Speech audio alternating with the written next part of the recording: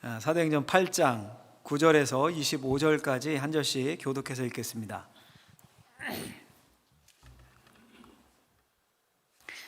그 성에 시몬이라 하는 사람이 전부터 있어 마술을 행하여 사마리아 백성을 놀라게 하며 자칭 큰 자라 하니 낮은 사람으로부터 높은 사람까지 다 따르며 이르되 이 사람은 크다 일컫는 하나님의 능력이라 하더라.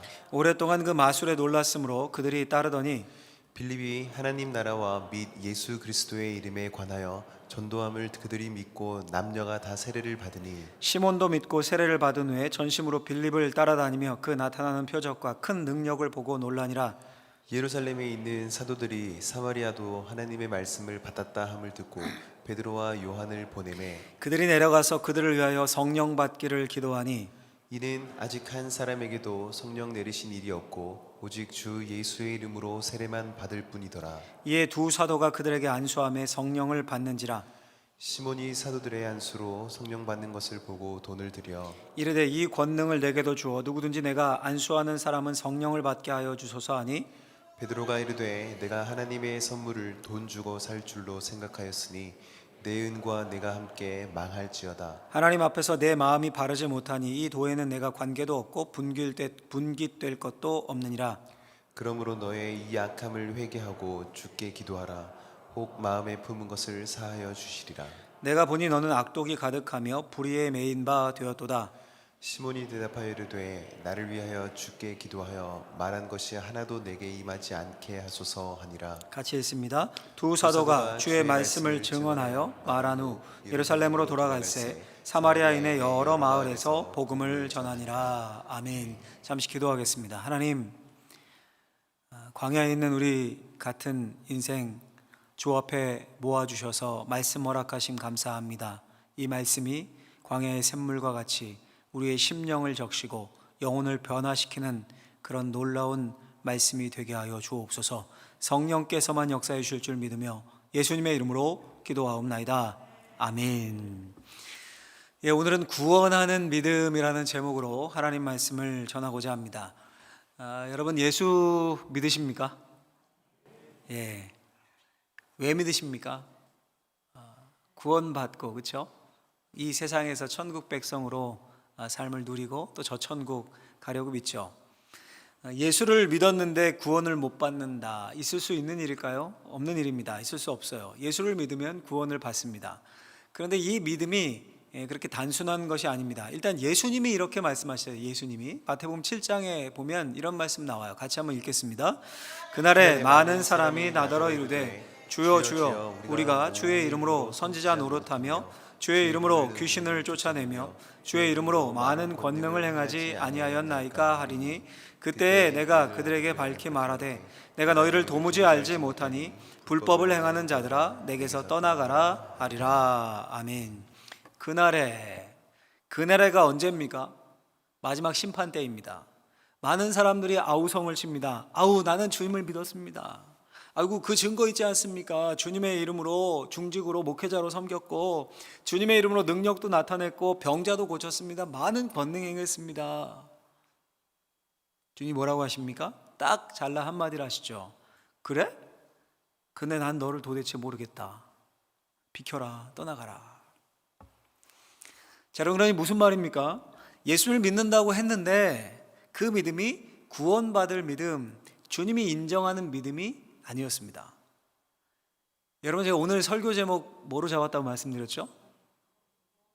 역시 구원하는 믿음이라고 했죠.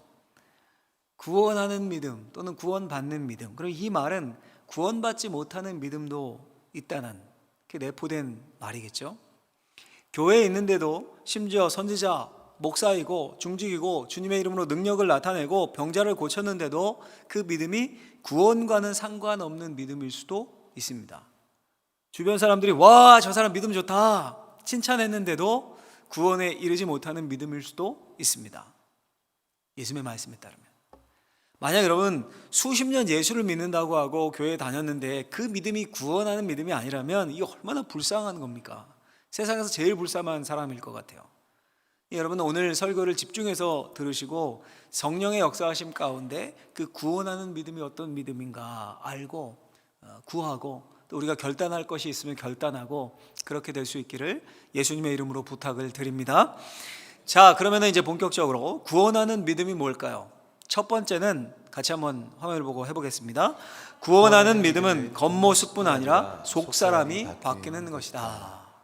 예, 구원하는 믿음은 겉모습, 중요하죠, 겉모습도. 근데 그것뿐 아니라 속사람이 바뀌는 것입니다. 오늘 본문 이야기의 배경이 어떤가 하면요, 스데반의 순교로 인해서 예루살렘에 박해가 일어났습니다. 큰 박해가. 사도들을 제외하고는 성도들이 박해를 피해서 여기저기로 흩어졌습니다. 그 중에 누가 있었습니까? 빌립 집사님이 있었습니다. 빌립이 유대인들이 개돼지로 생각하고 여기는 그 사마리아 성에 내려가서 복음을 전했습니다. 그래서 사마리아 성의 복음으로 인한 큰 기쁨이 있었습니다. 우리가 지난주 살펴봤죠. 그런데 이야기가 이어지는 거예요. 이제 그 사마리아 성의 이야기가. 그 사마리아 성 중에 시몬이라는 이름의 사람이 살고 있었습니다. 한번 그 사람이 어떤 사람인가 찾아보면 9절 10절 말씀 한번 8장 읽어보겠습니다. 그 성에 시몬이라 하는 사람이 전부터 있어 마술을 행하여 사마리아 백성을 놀라게 하며 자칭 큰 자라 하니 낮은 사람으로부터 높은 사람까지 다 따르며 이르되 이 사람은 크다 일컫는 하나님의 능력이라 하더라. 아멘. 시몬이 등장하죠. 시몬이라 하는 사람이 전부터 있어. 토박이라는 겁니다. 뭐 하는 사람이었습니까? 마술사였습니다. 이 마술사가 여러분 요즘같이 무슨 모자에서 뿅 하면 비둘기 나오고 이런 마술 매직이 아니라 소위 무당이나 아주 용한 신접한 사람, 이렇게 생각하면 될 듯합니다. 스스로 큰 자라고 생각했고 용하니까 사마리아 모든 사람들도 그를 신적인 능력인 사람으로, 능력을 가진 사람으로 인정하고 따라다녔습니다. 그런데 그 시몬이 사는 사마리아 성에 누가 나타났어요? 빌립이 나타난 겁니다. 빌립이. 그리고는 놀라운 일이 일어났습니다. 우리 12절 13절 말씀을 읽겠습니다. 빌립이 하나님 나라와 및 예수 그리스도의 이름에 관하여 전도함을 그들이 믿고 남녀가 다 세례를 받으니 시몬도 믿고 세례를 받은 후에 전심으로 빌립을 따라다니며 그 나타나는 표적과 큰 능력을 보고 놀라니라. 아멘. 빌립이 사마리아 성에서 예수 그리스도의 복음을 전합니다. 많은 사람이 믿고 세례를 받습니다. 그런데 놀랍게도 거기에 제외됐어야 할 사람인 것 같은데 마술사, 용한 점쟁이 시몬도 믿고 세례를 받습니다. 그뿐 아니라 전심으로 빌립을 따라다녔다라고 되어 있어요. 전심으로 빌립을 따라다닙니다. 굉장히 놀라운 일이죠. 용한 마술사입니다. 무당입니다. 그것도 영적인 일이죠. 그것도 신접해야 되고 하니까. 근데 빌립이 나타났습니다. 야, 범상치가 않죠. 복음을 전했는데 사람들이 막 모이고 세례를 받고 난리가 났습니다. 다 자신을 따르던 사람 아닙니까? 자신을 큰 자로 인정했던. 그러면 이를 갈고 어떻게 해서든지 사상결단을 내서 지금 이 그래도 부족한 판인데 시몬이 그렇게 합니까? 오히려 빌립이 전한 복음을 듣고는 믿음이 생겨요. 시몬도 믿고 마음으로 믿기만 했습니까? 이렇게 되어 있죠. 결단해서 세례를 받아요. 세례를. 그뿐 아니라 계속 복음 전하는, 워낙 영적인 걸 좋아했던 사람이니까 복음 전하는 빌립을 따라다닙니다. 열심을 낸 거겠죠. 바로 예수에 대해서 듣고 예수를 믿고 세례받고 열심을 내고, 야, 이 얼마나 아름다운 믿음의 출발입니까? 뭐 누가 강요한 겁니까? 끌고 다닌 겁니까? 자발적으로 시몬이 그렇게 믿음으로 선택을 한 겁니다. 근데 여러분 무슨 일이 생깁니까? 그 이후에 보면 유대인이 개돼지처럼 여기고 구원받을 수 없다고 여겼던 사마리아 그 사람들이 복음 받아들이고 세례까지 받았다는 소식이 어디까지 퍼지냐면 예루살렘, 오늘날은 본부예요. 본부 헤드쿼터, 본부까지 전해집니다. 너무 놀라서 예루살렘 교회에서 사도들을 파송을 합니다. 진위 파악을 위해서. 베드로와 요한이 와서 보니까 진짜 복음을 받아들인 겁니다. 그래서 믿고 세례받은 자들에게 안수 기도를 해요. 안수를 하니까 17절에 보니까 이에 두 사도가 그들에게 안수함에 성령을 받는지라. 베드로와 요한이 안수하자 성령이 임하셨습니다. 성령님이 복음이 예루살렘에서 유대로, 유대에서 사마리아까지 사도행전 1장 8절 기억하시죠? 확장되고 있음을 쾅 인증, 도장 찍어주신 겁니다. 아마 여러분 모르긴 해도 오순절 성령 강림 때처럼 방언이 나타났을 수도 있고 아니면 신비한 현상이 나타났을 수도 있습니다. 그것도 한 사람이 아니라 안수받은 모든 사람들에게. 그걸 누가 봐요? 시몬이 본 거예요. 시몬이. 눈이 나온 거예요. 시몬이. 보고 깜짝 놀라서 어떤 반응을 보입니까? 우리 8장 18절 19절 읽어보겠습니다. 시몬이 사도들의 안수로 성령 받는 것을 보고 돈을 들여 이르되 이 권능을 내게도 주어 누구든지 내가 안수하는 사람은 성령을 받게 하여 주소서 하니. 시몬이 깜짝 놀라서 큰 감동받아서 즉석에서 지갑을 열어서 사도들에게 돈을 주면서 말을 하는 겁니다. 야, 그 엄청난 능력 나한테 파십시오. 나한테 팔아서 나도 안수하면 성령이 내리게 하소서. 여러분, 오늘날에도 무당이나 용한 점쟁이들 이런 분들은 무슨 도구가 많잖아요. 저 한 번도 뭐 점을 봐본 적이 없고 가보지 않아서 모르겠는데, 하여튼 영화나 뭐 드라마 이런 거 보면 뭐가 많잖아요. 딸랑이 뭐 방울도 있고 옷도 막 색색의 옷, 색동옷 같은 거 있고 막 뭐 걸어 있고 병풍도 뒤에 있고 엽전 같은 것도 막 던지고 쌀도 던지고 막 이렇게. 아마 고대 세계였으니까 마술사 시몬도 그런 멋져 보이는 장면들, 좀 남들과 다른 그런 장비들이 많았을 것 같아요. 그거 사던 버릇이 남아 있었는지 앞뒤 가르지 않고 돈을 지갑에 꺼내서 그 능력을 팔라 이렇게 했던 것 같아요. 근데 이에 베드로가 어떻게 반응을 합니까? 8장 20절에 베드로의 반응이 나오는데 같이 읽겠습니다. 베드로가 이르되 내가 하나님의 선물을 돈 주고 살 줄로 생각하였으니 내 은과 내가 함께 망할지어다. 아멘. 엄청난 저주죠. 야, 내가 돈이면 다 되는지 아느냐? 내 돈과 함께 내가 망할 것이다. 무서운 질책입니다. 저는 이것이 오늘 본문의 스토리예요. 좀 낯선 이야기라 제가 조금 자세히 설명을 해드렸습니다. 여러분 어떻습니까? 이 시몬의 모습에서 의문이 들지 않으십니까? 의문이 들어요. 저는 읽자마자 의문이 들었어요. 과연 시몬이 믿음이 있는 겁니까? 아니면 없는 겁니까? 시몬의 믿음이 가짜인 거예요? 진짜인 거예요? 왜 이런 의문이 듭니까? 다시 13절을 한번 읽어보죠. 13절을 읽어보죠. 13절 읽겠습니다. 시몬도 믿고 세례를 받은 후에 전심으로 빌립을 따라다니며 그 나타나는 표적과 큰 능력을 보고 놀라니라. 아멘. 믿고 세례를 받은 후에 전심으로 빌립을 따라다니며, 성경 얘기하는 거 지금 제 말이 아니라 믿었대요. 세례도 받았대요. 그럼 이 믿음은 가짜고 세례도 가짜입니까? 빌립 집사가 신앙 고백도 없고 가짜 믿음에 홀딱 속아가지고 그냥 세례 준 겁니까? 그냥 몰려드니까 준 거예요? 당연히 아니죠. 심지어 전심으로 빌립을 따라다녔다라고 말합니다. 그냥 진짜 믿은 거예요. 믿은 겁니다. 그런데 문제는 뭡니까? 문제는 그 속사람, 그 내면이 완전히 바뀌지 않은 겁니다. 그래서 중요한 순간에 옛 습관, 옛 사고방식, 옛 삶의 태도가 자연스럽게 튀어나온 거예요. 그래서 베드로가 뭐라고 책망합니까? 21절을 이어보면 21절 읽어보겠습니다. 하나님 앞에서 내 마음이 바르지 못하니 이 도에는 내가 관계도 없고 분길될 것도 없느니라. 아멘. 하나님 앞에서 내 마음이 바르지 못하니, 시몬의 마음이 바르지 못했습니다. 속사람이 아직 안 변했습니다. 내면이 완전히 변하지 않았어요. 하나님을 믿는다고 하면서도 돈을 더 신뢰했던, 돈의 힘을 신뢰했던 그 옛습관 그대로 돈으로 성령을 사려고 했습니다. 돈이면 된다던 그 마술사 시몬은 여전히 내면 안에 그 마술사 시몬이 자리 잡고 있었던 거예요. 여러분, 이 시몬의 모습에 비추어서 오늘날 우리의 믿음을 잘 점검해야 할 줄로 압니다. 조금 쉽게 한번 예를 들면, 우리 지금 코로나19로 어려움을 겪고 있는데 이 코로나19 이후에 집의 중요성이 더 커지고 있다고 그래요. 집의 중요성이. 집에 있는 시간이 많으니까 좀 쾌적한 공간을 원하는 사람들이 많습니다. 그래서 캐나다 같은 나라는 도심에 살던 사람들이 외곽으로 빠져나가는 일들이 굉장히 많대요, 지금. 그래서요, 예를 들어서 어떤 사람이 큰 마음을 먹고 있는 것 없는 것 다 끌어모아가지고 새 집, 그것도 교회 전원주택으로 딱 이사를 간 거예요.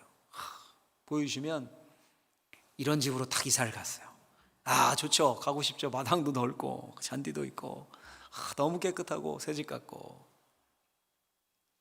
이렇게 이사를 갔는데 다음 사진 보여주실래요? 다 싸질머지고 수십 년 된 그냥 거의 이제 낡은 온갖 고물과 같은 그걸 꽉 가지고 와서 저 새 집에 저렇게 꽉 채워놓은 거예요. 수십 년 된 가구, 의자 하나도 안 버리고 싹 싸질머지고 갑니다. 여기저기 부서진 장롱에 수십 년 된 14인치 브라운관 TV, 덜덜거리는 세탁기, 윙 소리 나서 잠을 잘 수 없는 냉장고, 뭐 다 저렇게. 내부는 완전히 그대로인 거예요. 내부는. 여러분 어때요? 그럼 진짜 새 집입니까? 새 집이죠. 겉에서는 새 집이에요. 분명 새 집이에요. 근데 새 집 사는 맛이 날까요? 어차피 중요한 것은 안에서 다 생활하는데 아니 저렇게 돼 있어요. 분명 이사 와서 새 집에 사는데 실제는 헌 집에서 사는 것과 별반 다르지 않습니다. 오히려 조금 시간 지나면 새 집이라는 느낌은 없고 예전과 똑같다는 느낌이 더 강해질 겁니다. 마술사 시몬에게서 마치 이런 모습이 나타난 것입니다. 분명 복음을 듣고 믿었습니다. 결단했어요. 그래서 삶을 바꾸겠다고 세례 받은 거 아닙니까?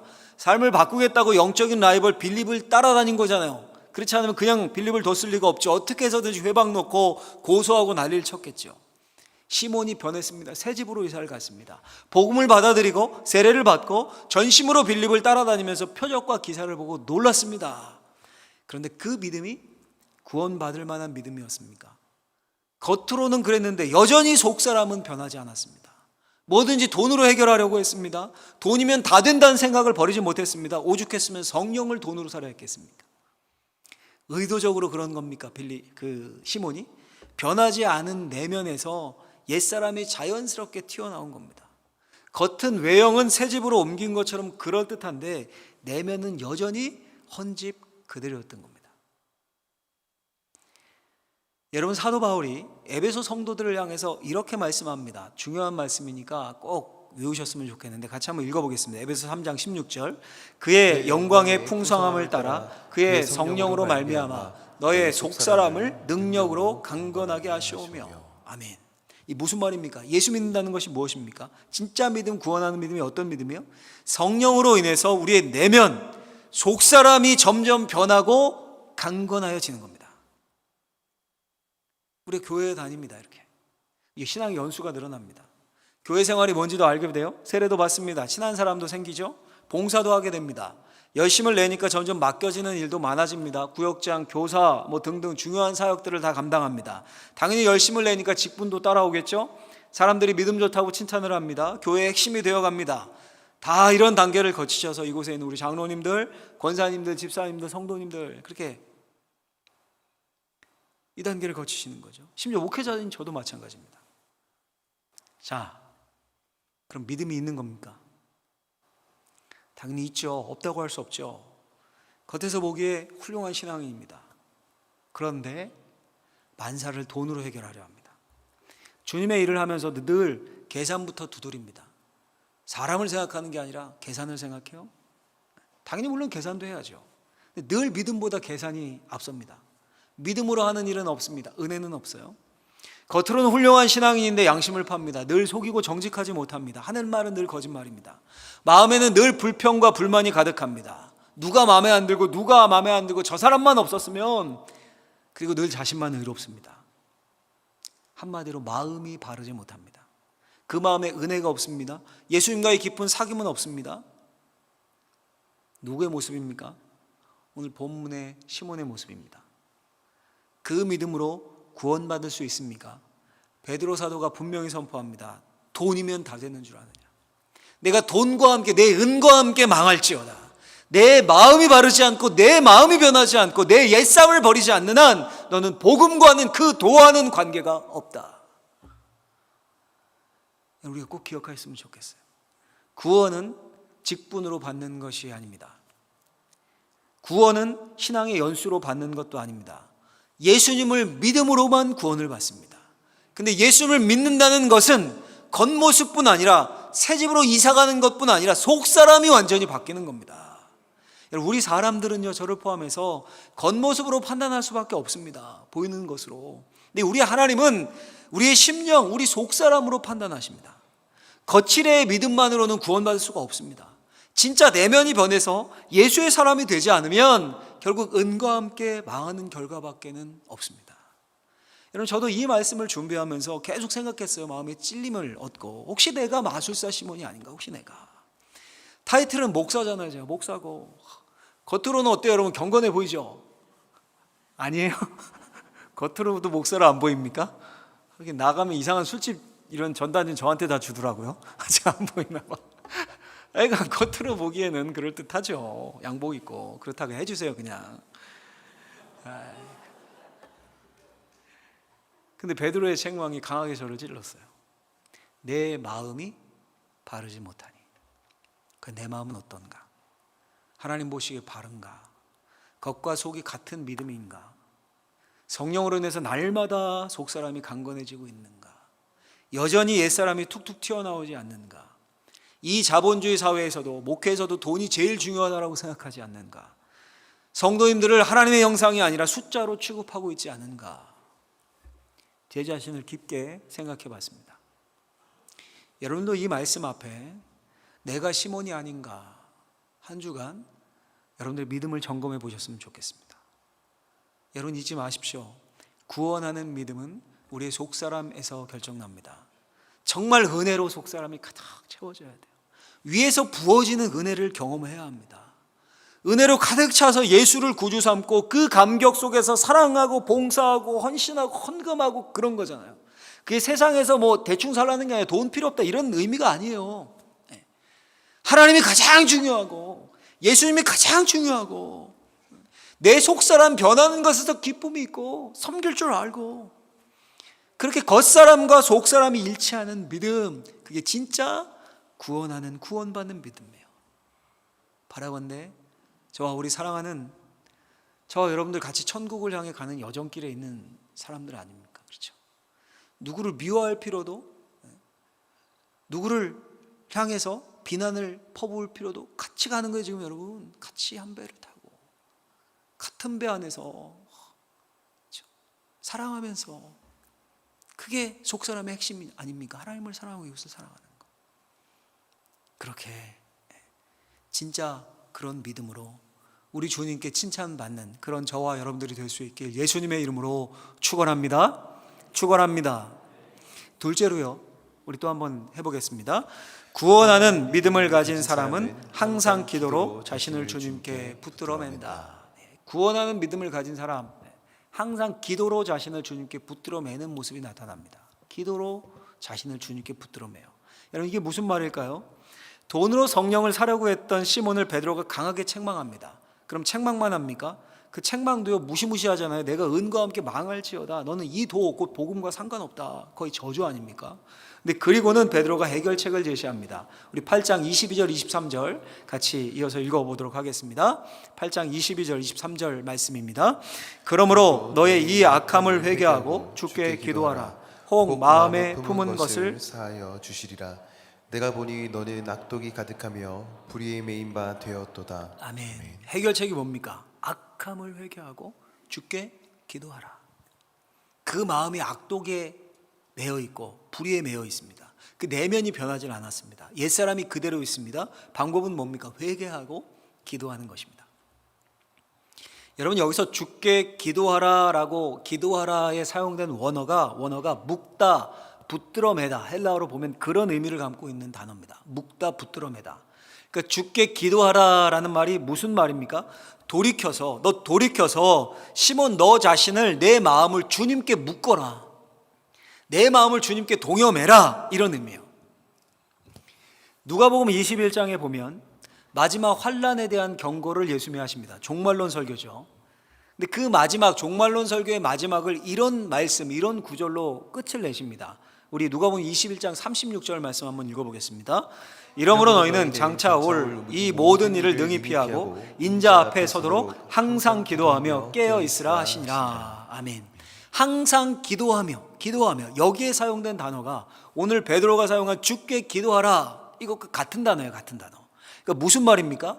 예수님이 제자들에게 종말을 경고하시면서 항상 너희 자신을 나에게 묶어둬라, 붙들어 매라, 그 권고를 하셨던 것이고, 베드로가 그 예수님께 받은 가르침을 그대로 시몬에게 적용해서 권고를 하고 있는 겁니다. 시몬아, 너 지금 겉사람은 바뀐 것 같지만 내 속사람 안에 여전히 마술사 시몬 그대로구나. 너 완전히 돌이켜야 된다. 회개해야 된다. 겉모습만 예수 믿는 것으로는 안 된다. 내 속사람이 바뀌어서 옛 마술사 시몬이 아니라 예수님께 너를, 내 마음을 묶어놔야 된다. 그게 진짜 믿음이고 구원받을 믿음이다, 이 말인 겁니다, 여러분. 그런데 여러분 놀라운 사실은 그걸 우리말 성경이 어떻게 번역하고 있습니까? 주께 기도하라. 주께 기도하라. 그러니까 여러분, 기도가 뭡니까?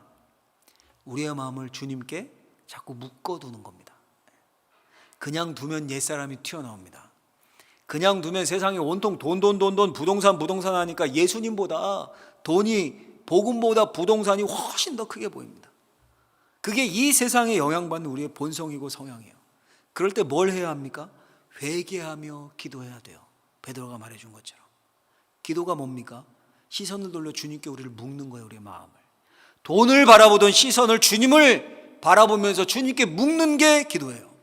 사람을 바라보던 시선을 주님을 바라보는 것, 주님께 그래서 묶는 것이 기도입니다.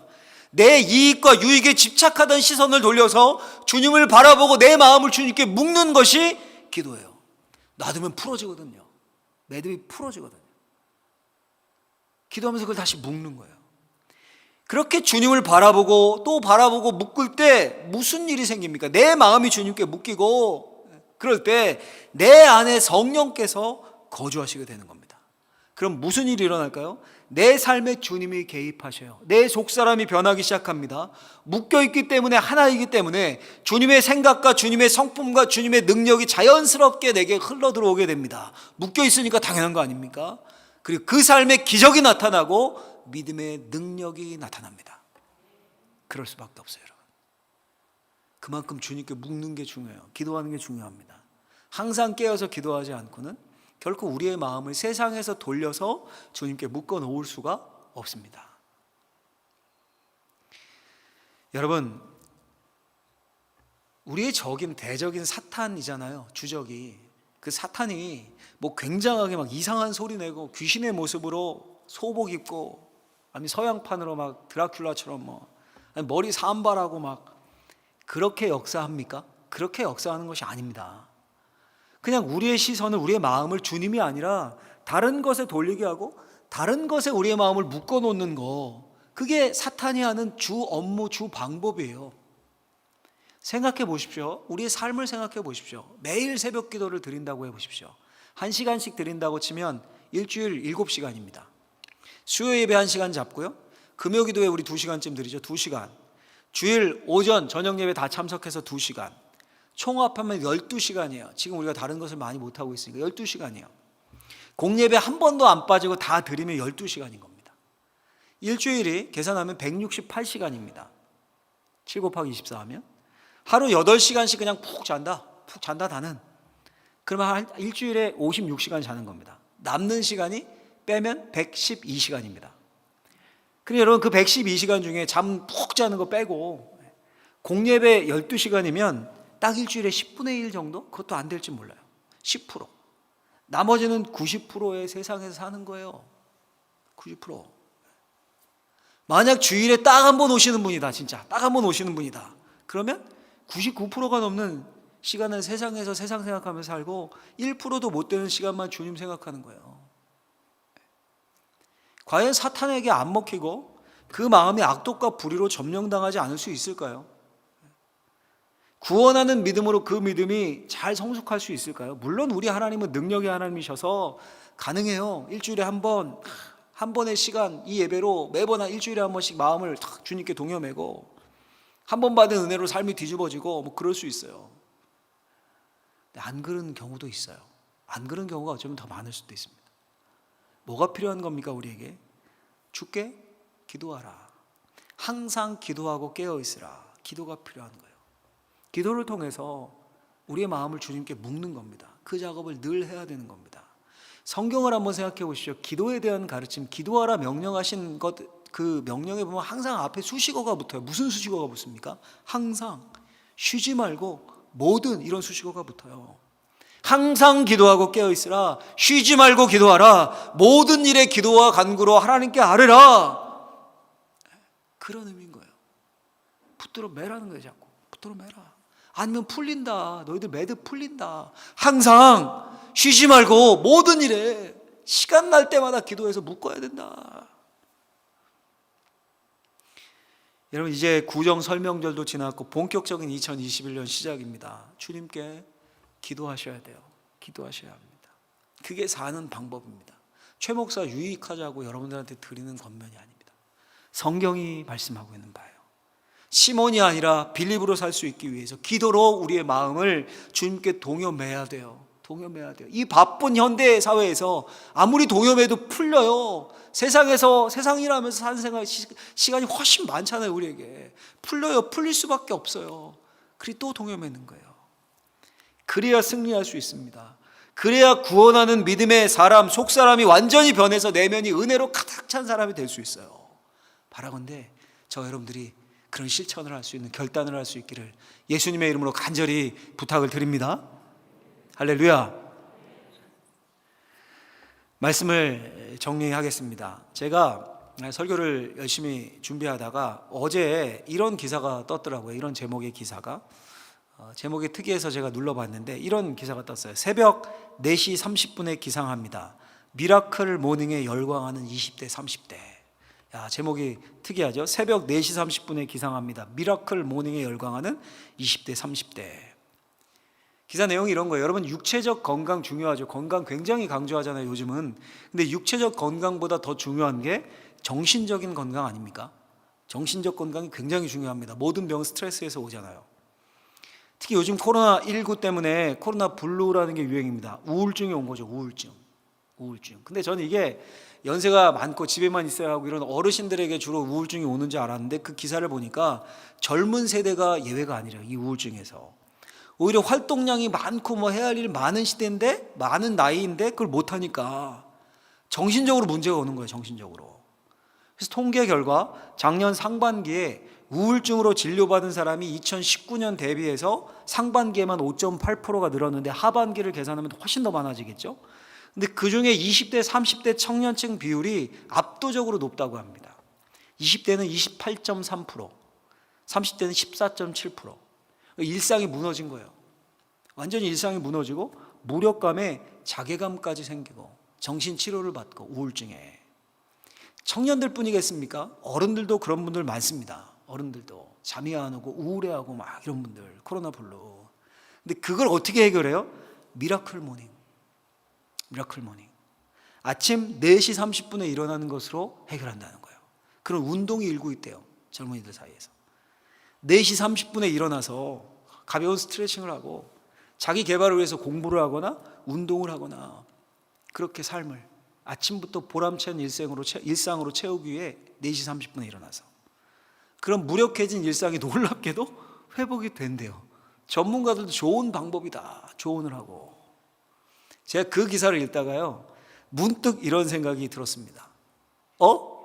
교회는 이미 미라클 모닝을 하고 있었네. 그렇잖아요 여러분. 저도 매일 4시 30분에 일어나거든요. 교회는 여기 새벽 기도 하시는 분들 미라클 모닝을 실천하고 계신 거예요. 그게 여러분들의 삶을 지탱해 줬던 거예요. 아무것도 아닌 것 같지만 우울함에서 이 코로나 블루에서 건강을 여러분들 지탱해 주는 거예요. 그게 혹시 멈춰섰던 분들 한번 새벽 기도 계속 하다가 멈춰섰던 분들 지금 여러분들의 삶 한번 생각해 보세요. 어떤가? 아마 이전보다 훨씬 우울하실걸요. 훨씬 힘이 없고 멈춰섰던 새벽을 깨우시고 또 실천하지 않았던 분들 한번 해보십시오. 좀 일찍 주무시고 미라클 모닝 한번 실천해 보십시오. 하루를 주님께 묶어놓는 기도로 시작을 하는 겁니다. 그 맛을 알고 기적을 아는 사람은 절대 미라클 모닝 새벽 기도를 멈출 수 없습니다. 멈출 수 없어요. 제가 이번 명절에 아무데도 이제 갈 수 있는 상황은 아니잖아요. 근데 저희 아내 외가 할아버님이 대구에 계셔요. 대구에 계신데 이렇게 넘어지셔서 머리가 찢어지시고 이제 나이가 연세가 저희 아내의 할아버님이니까 굉장히 많으셔서 허리도 아프시고 거동도 불편하고 하셔서 보고 싶다는 얘기도 하시고 하셔서 갔어요. 가서 어쨌든 제가 책임감이 있어서 마스크 쓰고 예배만 잠깐 한 30분 드리고 이렇게 왔어요. 예배를 드리는데 이제 기도를 부탁하고 이제 세배하고 이렇게 덕담하시잖아요. 이런 말 비슷한 말씀이 제가 기억나요. 기도의 맛을 봤기 때문에 자기는 기도로 가문을 읽었고 기도의 맛을 봤기 때문에 기도를 멈출 수 없다는 거예요, 여러분. 맛을 본 사람은 기적을 맛본 사람은 멈출 수가 없어요. 절대 새벽 제단을 쌓고 기도로 주님을께 자신을 묶어놓은 사람을 하나님이 그냥 두시는 법이 없습니다. 그 시대에 안 되면 다음 후손들이라도 하나님이 세우셔요. 그게 우리 하나님의 방법입니다. 그리고 그 내가 속마음이 강건해지는 거예요. 변하는 거예요. 어떻게 해요? 구원하는 믿음으로 변해가는 거예요, 여러분. 변해가는 겁니다.